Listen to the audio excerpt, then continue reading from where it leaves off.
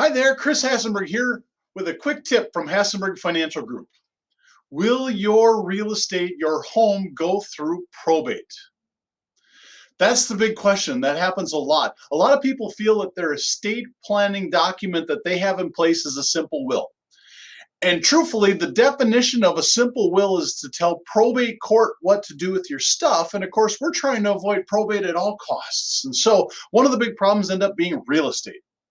Now, there's a few ways of avoiding probate in Wisconsin, at least, and there's at least three. One is give your house away. Now, this has usually got problems with it because your heirs end up inheriting your cost basis on it. So after you pass away, yeah, they may own it, but when they sell it, they may end up having to pay capital gains possibly, especially if you've had that property for a long time. So that's a way, but not really a good way.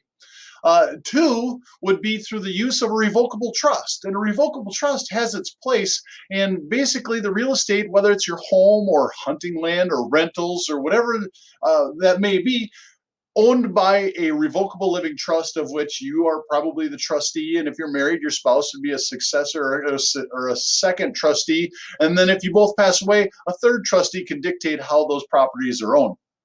Another way to avoid probate with your real estate is through the use of a transfer on death deed. Now, I don't know if this is available in all 50 states, but I do know here in Wisconsin, a transfer on death deed is a very handy document. It's similar to placing a beneficiary on a life insurance policy, also like a POD or a payable on death designation on a bank account. This transfer on death deed is a way of taking the ownership, and you keep the ownership as you, but then you have your heirs be the beneficiaries, or it's transferred to them on their death. Now, on your death. Now, here's the deal, is whether you should have a transfer on death deed or a revocable living trust, or even consider gifting, which I don't recommend very often. How you should do that somewhat depends on your family situation, meaning if you have one child, it's a simpler thing than if you have 6 children. And so there's some complexities with that. And so everything I'm telling you today is just information. It is not advice.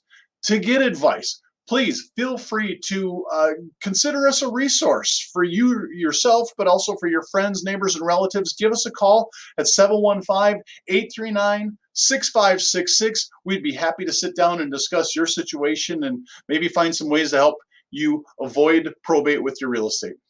As always, be well and take care. Bye-bye.